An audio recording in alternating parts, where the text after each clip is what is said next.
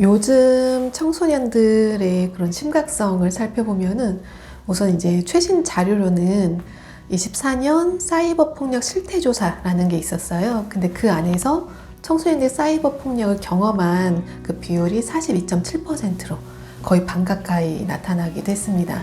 근데 이제 그런 통계 자료가 아니더라도 사실 지금은 청소년들이 거의 100% 이 성범죄에 노출이 되어 있는 상태다라고 보시면 될 것 같고, 그리고 특히나 스마트폰을 가지고 있으면은 그 범죄 타겟이 되기가 쉽기 때문에 사실 거의 100% 그런 위험성은 가지고 있다고 봐야 될 것 같아요. 그리고 이제 요즘 그러니까 이 성범죄라는 건 항상 저희가 이 문제가 가벼워졌던 적은 없잖아요. 항상 무겁고 항상 심각한 문제였는데 요즘은 특성이 또 특히나 디지털 성범죄의 경우에는 피해자나 가해자나 둘 다 나이가 점점점 어려지고 있다는 점, 그게 이제 현장에서도 보이거든요. 저희가 이제 가해 청소년들 교육을 할 때 6학년들도 가정법원 재판을 받고 수강명령을 받으러 오는 경우가 있어요. 근데 이제 과거에는 어쩌다 한 명이니까 팀을 구성할 수가 없는 거예요. 고등학생이랑 같이 수업을 할 수는 없잖아요. 그래서 1대1로 상담을 해야 됐는데 요즘은 뭐 너 대신 명 이렇게 팀을 만드는 게 크게 어렵지가 않아요. 그만큼 이제 현장에서도 심각한 게 느껴지고 있습니다. 그러니까 아무래도 이런 디지털 기기를 이용하는 게 이제 청소년 사이에서도 많이 나타나는데, 특히나 이제 불법 촬영이라든지 뭐 합성을 한다든지 아니면 성적인 말을 보낸다든지, 그러니까 본인들은 이게 장난이었다 라고 이야기를 하지만 사실 상대방한테는 크게 피해를 주는 행동들이죠.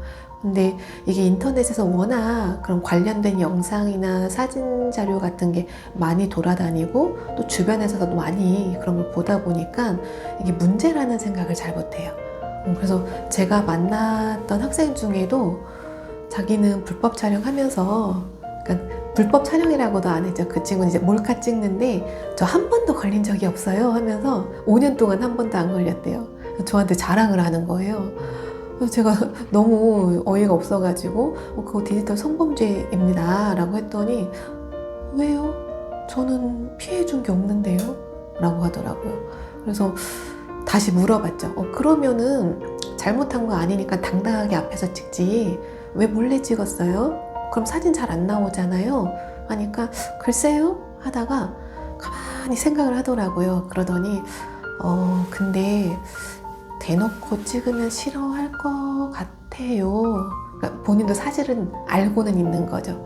근데 이제 순간적인 호기심, 자기 나름의 자신한테는 재미, 그러한 욕구가 더 크니까 그런 것들을 애써서 무시하고 또 특히나 걸리지 않으니까 별로 심각하게 못 느끼고 진행을 했던 것 같아요.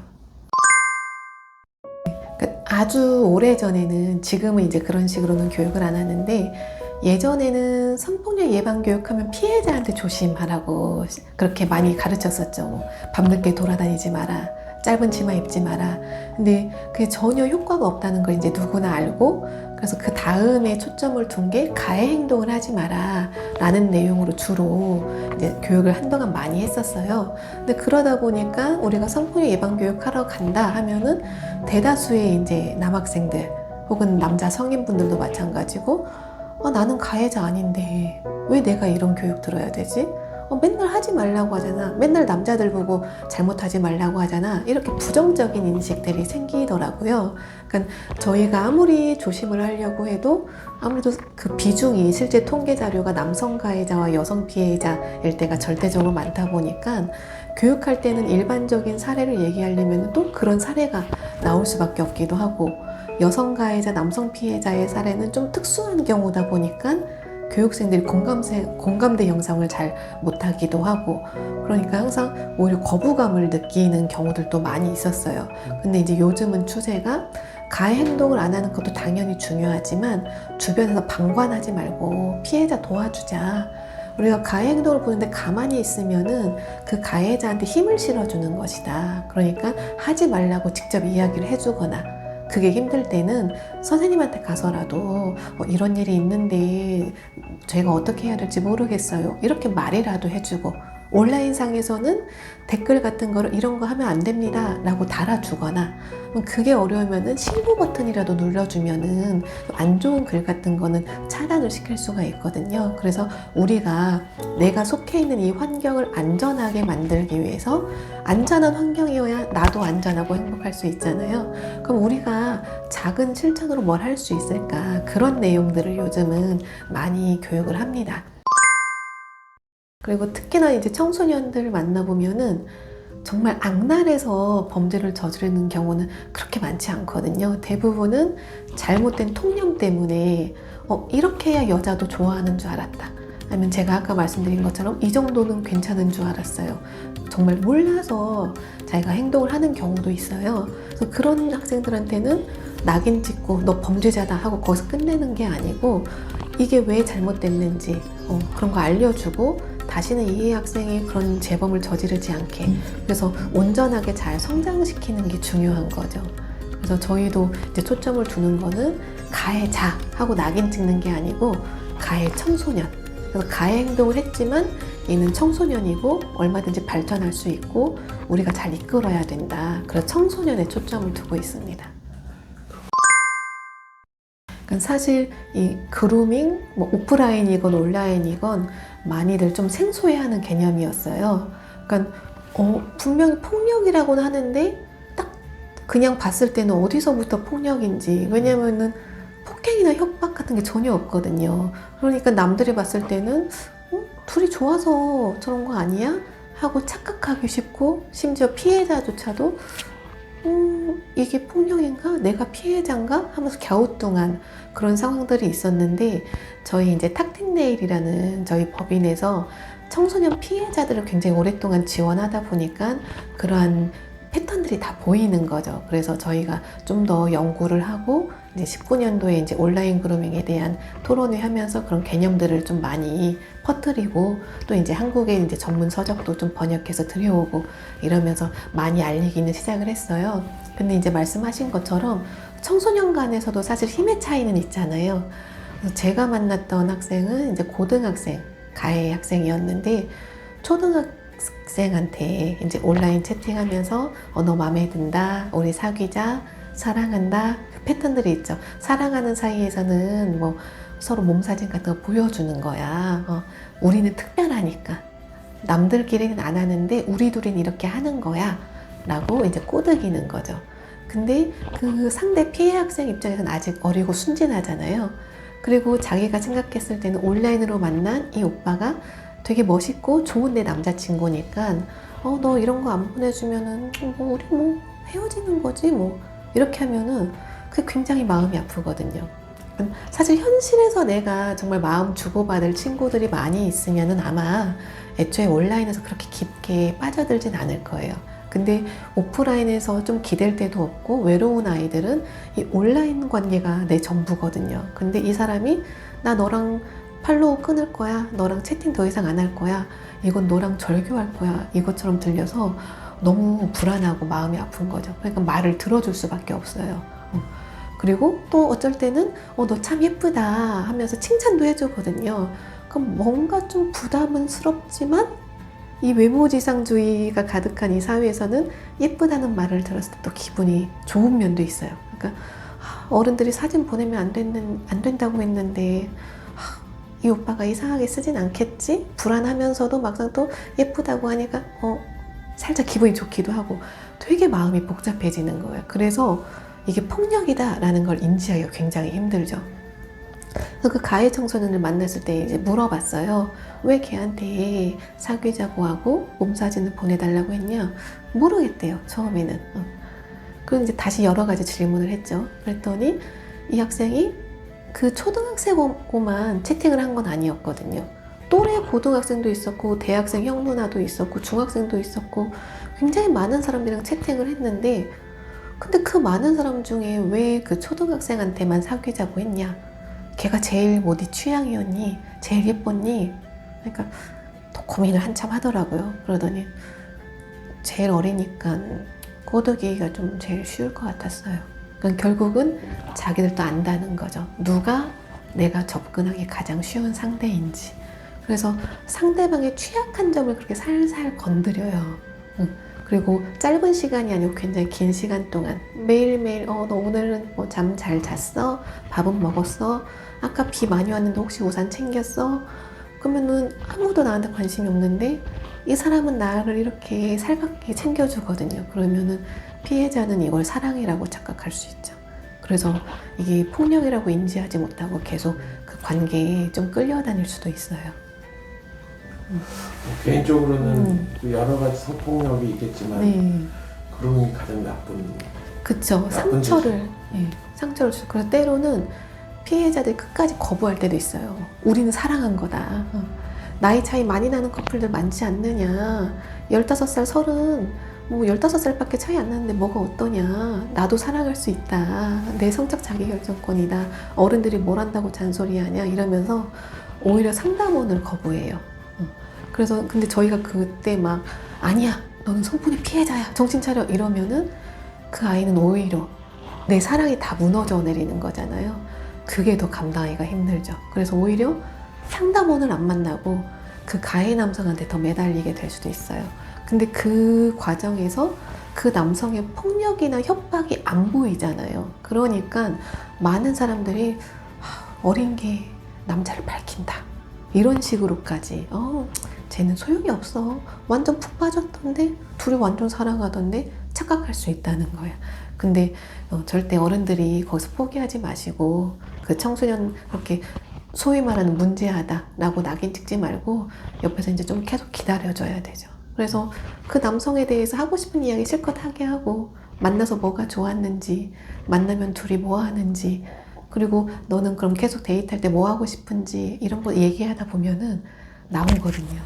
나는 영화도 보러 가고 싶고 한강도 가고 싶고 한데 저 사람은 나와는 맨날 모텔만 내려가네?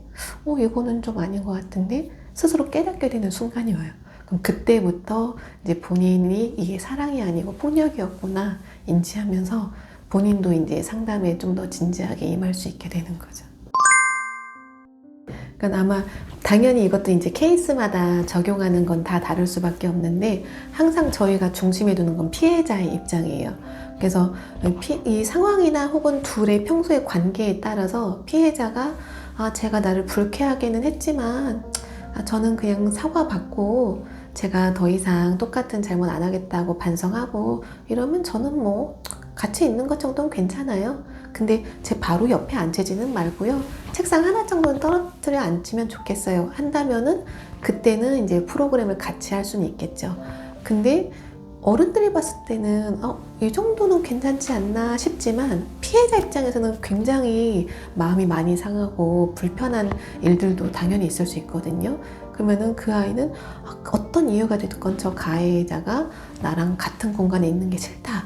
그럼 분리시켜 주시는 게 맞아요. 근데 그게 어려운 이유가 다 내 새끼들이잖아요. 피해자도 내가 가르치는 학생, 가해 학생도 내가 가르치던 학생. 근데 얘가 평소에 그렇게 나쁘기만 한 애는 아니거든. 좋은 장점들도 있는데 이번에 어쩌다 보니 가해 행동이 하나 나타난 거거든요. 그러면은 자꾸 이 아이를 좀 안쓰럽게 보게 되고 편들게 되고 내가 얘를 낙인 찍는 게 아닌가 하면서 마음이 불편해지고 그러다 보면 피해자를 놓치게 돼요.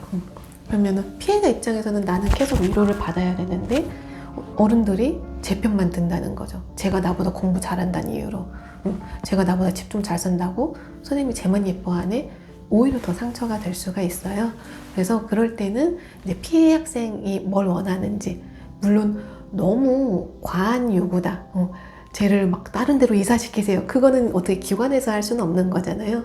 근데 반을 분리시킨다던가 하는 그렇게 할 수 있는 조치들은 최대한 해주시는 게 좋고요. 대신 가해 학생한테는 물론 가해 학생도 내가 듣고 싶었던 프로그램 참여 못한다. 그럼 상처는 되겠죠. 근데 그거는 누구의 잘못도 아니고 너가 그 잘못된 행동을 했기 때문에 거기에 대한 책임을 져야 된다. 그 대신 네가 이번에 잘 반성하고 다시 또 같은 잘못을 하지 않으면은 다음번에 너한테 또 기회가 있을 것이다. 지금은 어쩔 수 없다. 이게 너가 저지른 잘못에 대해서 좀 반성하는 기회라고 생각해라 하고 그 잘못에 대해서는 명확하게 알려주시는 게 좋습니다. 그러니까 청소년들에게는 좀 또 성인하고 다른 특별하게 보호를 할 수 있는 방법들이 필요하잖아요.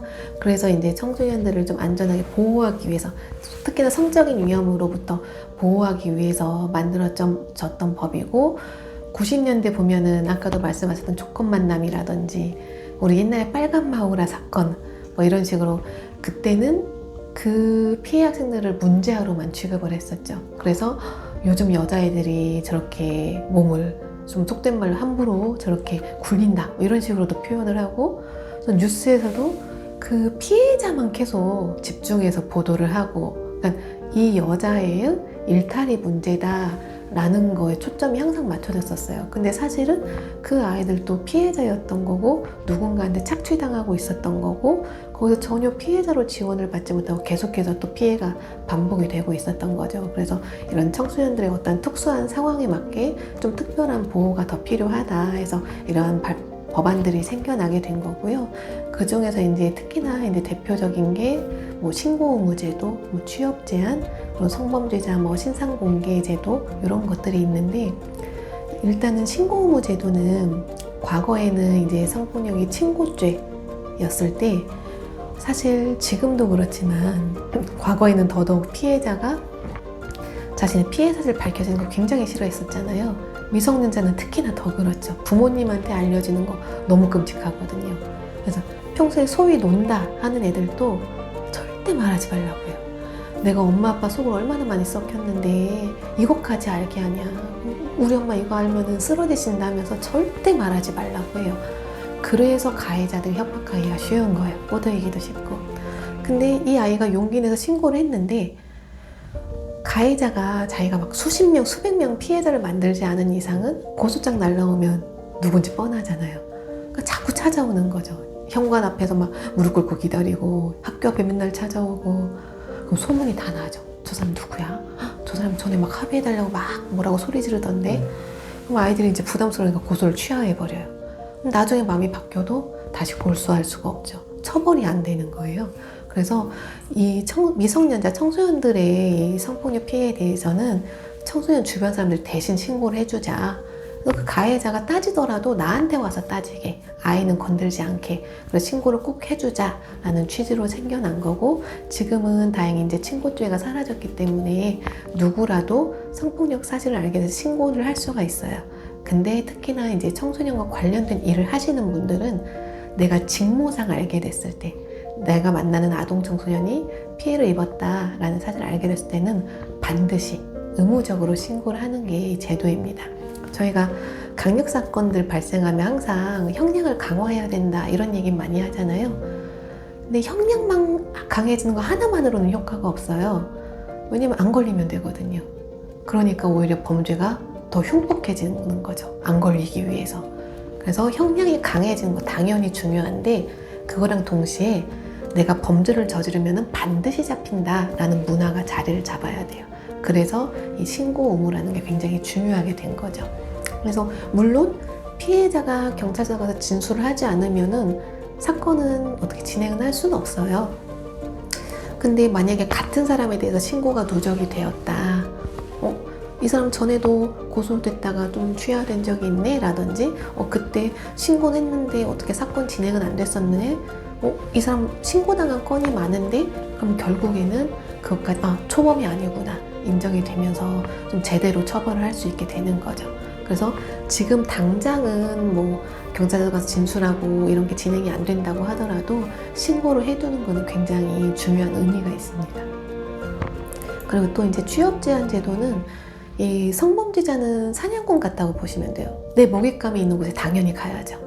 그러니까 자꾸 학교 스쿨버스 기사라든지 이런 식으로, 혹은 선생님이라든지 아이들이랑 가장 가까운 곳을 접근하려고 하거든요. 그래서 최소한 접근할 수 있는 생각이라도 못하게 하자. 그래서 그 누구라고 단 하루 1시간짜리 그 시간 강사를 할지라도 무조건 일을 하기 전에는 성범죄 혹은 아동학대 둘 다 경력 조회를 해야 되는 거죠. 그러면 이제 사실 이 학교 같은데 청소년을 만나는 강사분들도 이런 제도를 잘 모르세요. 그래서 사실은 되게 불쾌해 하십니다. 나를 뭐로 보고, 아니, 내가 이 학교를 몇 년째 오고 있는데 매번 이렇게 성범죄 경력주의를 하냐 하면서 불쾌해 하시는데, 저희는 잠깐 그냥 불쾌하면 그만이잖아요. 근데 이걸 안 했다가는 성범죄자 그 틈을 파고들 수가 있고, 그럼 우리 아이들은 굉장히 위험해질 수가 있죠. 그래서 내가 잠깐 불쾌하더라도 우리 학생들 안전을 위해서 하는 일이다 라고 생각을 좀 바꿔주시면 더 좋을 것 같아요. 실제로 이렇게 철저하게 성범죄 경력주의를 하면은 이 지원을 하려다가도 안 되겠네 하면서 포기할 수밖에 없거든요. 그러니까 최소한의 안전장치다 라고 생각을 하시면 됩니다. 그리고 이제 신상공개하고 또 이제 미성년자 자녀가 있는 그런 가정에는 우편물로 그 우리 동네 성범죄자에 대한 정보도 다 보내줘요. 물론 그걸 가지고 우리가 어떻게 할 수는 없어요. 그 사람을 막 쫓아가가지고 너 이사 가라 한다든지 그 앞에 가서 시위를 한다든지 이런 거는 할 수가 없어요. 그리고 또 이거를 애들한테 보여주라는 뜻도 아니에요. 애들한테 너 이 사람 조심해 우리 동네에 산대. 근데 만약에 제가 혹시나 이런 모습으로 제 신상이 공개되면은 절대 이러고 안 돌아다닐 거잖아요. 막 머리를 커트 치든지 막 뽀글뽀글 파마를 하든지 안경을 끼든지 어쨌든 그 사진하고는 다른 모습으로 다닐 거라는 거죠. 그래서 아이들한테 그걸 직접 보여주는 거는 오히려 공포심만 조장하고 실질적으로 효과는 없어요. 대신 어른들이 알고 있자는 거죠. 어느 쪽이 좀 위험할 수도 있다는 거를. 그래서 만약에 우리 기관이나 집, 우리 동네에 그 성범죄자가 이사를 왔다. 그러면 이제 경찰서에 민원 넣어가지고 CCTV 같은 거 좀 늘려주세요. 아니면 순찰 좀 많이 돌아주세요. 아이들이 학교 끝나고 제일 많이 왔다 갔다 하는 시간이 이 시간대인데 이 시간대는 뭐 학부모 뭐 자원봉사단들이 나와서 뭐 지도를 좀 하자. 귀갓길 좀 안내 좀 해주자. 이런 식의 안전장치를 만들 수는 있는 거예요. 그래서 좀 어른들이 좀 알고 계시면서 우리 아이를 좀 안전하게 잘 지켜주세요 라는 뜻으로 이제 정보를 또 알려주기도 하는 거죠. 그러니까 일단 직무상 알게 되었을 때거든요. 그러니까 내가 업무 관계로 해서 어떤 피해 사실을 알게 됐을 때는 이제 즉시 신고를 해라. 그러니까 되게 단순한데 이게 파고들면은 또 세세하게 어려운 부분들이 생기는 거죠.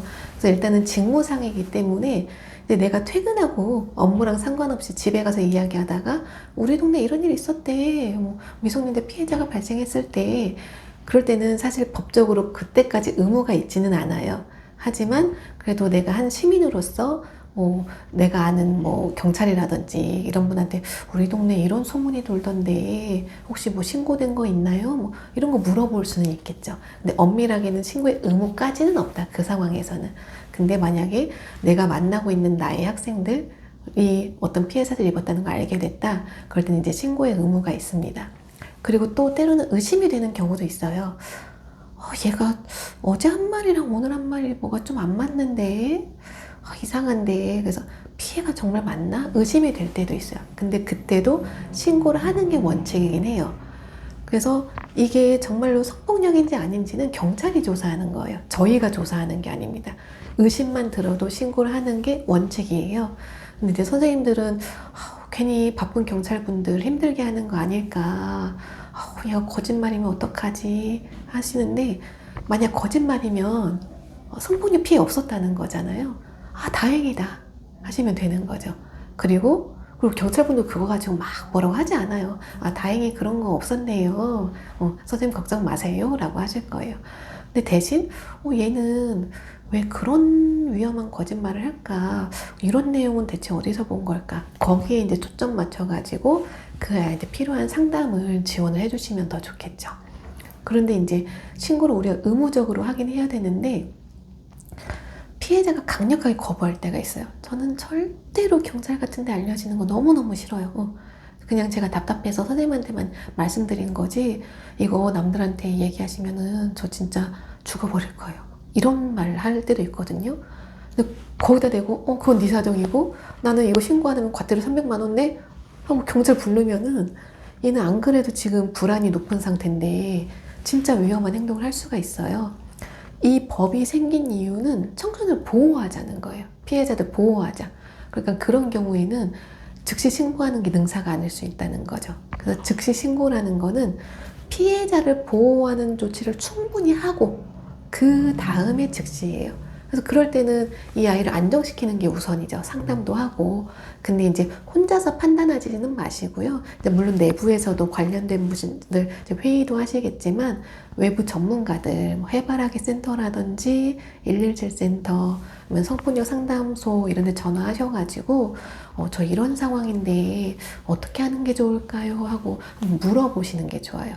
그러면 이제 얘기를 해주겠죠. 거기서도 지금 그 아이가 불안이 너무 높으니까 우선 좀 상담 좀 하면서 지켜봅시다. 그럼 그거를 기록을 좀 남겨두세요. 그래서 언제 이러이러해서 어디에 누구와 상담을 했고 지금 신고하면은 좀 위험할 것 같다고 했다. 그래서 당분간 상담을 지켜보기로 했다. 그럼 날짜랑 시간 이런 거 적어두시면은 내가 이 피해 학생을 돕기 위해서 최대한 노력을 하고 있다라는 게 보이는 거죠. 그래서 그렇게 아이를 위해 노력하다가 신고가 조금 늦어지거나 신고를 혹은 못했거나 이것까지 다 과태료 300만 원은 아니라는 거예요. 만약 뭔가 좀 절차가 잘못됐다, 이 학교 선생님들이 잘 몰라가지고 절차를 뭐 놓친 게 있다, 그러면 그냥 형식적으로 앞으로 이런 거 잘 챙기세요 하고 300만 원 이하의 과태료이기 때문에 한 5만 원 나올 수도 있는 거고 0원이 나올 수도 있고 뭐 10만 원 나올 수도 있고 그거는 이제 다양합니다. 근데 주의해야 될 거는 내가 일부러 신고를 안 했을 때 괜히 이런 거 얽매이면 귀찮은데 에이 그냥 조용히 넘어가겠지. 그리고 아주 오래전 사건이긴 하지만 이제 기관의 어떤 체면 이런 것 때문에 괜히 소문나면 안 되니까 조용히 해 신고하지 마 하고 넘어갔던 적이 있는 거죠. 어떤 한 시설에서.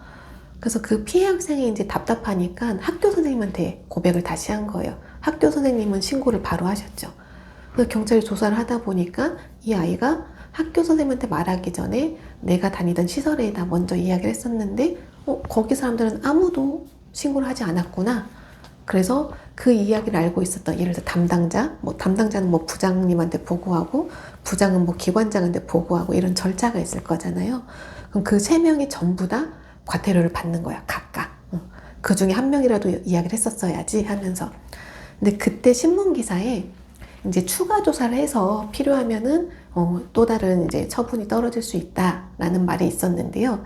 그게 어떤 의미냐면은 이 사람들이 정말로 잘 몰라가지고 신고하는 걸 놓쳤다. 그럼 그럴 때는 이런 법이 있으니까 앞으로 잘 챙기세요 하고 경고 차원에서 과태료만 내고 끝낼 수도 있어요. 근데 조사를 해보니까 이 사람들 이미 교육도 많이 받았고 안내문도 많이 받았었고 충분히 이걸 알고 있는데 일부러 신고를 안 했구나. 그러면 이제 너무 괘씸하잖아요. 특히나 아이를 보호해야 되는 시설이 보호를 안 했으니까. 그러면 이제 과태료를 취소하고 직무유기로 해서 아예 형사처벌이 돼버려요. 그러니까 이게 그렇게 가벼운 그런 제도는 아니라는 거죠. 그러니까 이게 너무나 뻔한 이야기는 하는데요. 상대방에 대한 존중, 이게 가장 기본인 것 같긴 해요. 그리고 저 사람은 당연히 나하고 다르다라는 것도 인지를 해야 되고요. 그래서 나는 상대방이 좋아할 것 같아서, 이 정도는 괜찮을 것 같아서 라고 어떤 행동이나 말을 했지만 전혀 그렇지 않다는 거죠. 누군가는 내 농담을 받아줬지만 또 A는 받아줬지만 B라는 사람은 되게 불쾌할 수 있거든요. 그러면은 B가 예민하고 사회생활 못하고 그게 아니고 B는 이런 말이나 행동을 싫어하는 사람. 그러니까 B한테 내가 최소한 적어도 B한테는 이런 행동하면 안 되겠구나. 미안해. 내가 너 이런 거 싫어하는지 모르고 너무 내 멋대로 생각을 했구나. 사과하는 게 맞다는 거죠. 근데 지금은 사람들이 상대방의 입장보다는 내 기준에서 판단을 하고 이 정도는 괜찮아. 이런 건 해도 돼. 또 특히나 이제 성별에 대한 통념에서는 뭐 남자끼리 이럴 수 있지. 뭐 남자는 원래 그래. 이런 말도 하거든요. 근데 원래 그런 남자라는 게 어딨어요. 사실 남성분들이 그런 얘기 들으면 되게 화내셔야 되거든요. 남성을 엄청나게 비하하는 표현이에요. 여자나 남자나 다 똑같이 이성이 있고 판단을 하고 생각하는 그런 동물인데 남자를 짐승 취급하는 말이잖아요. 우리 그렇지 않다.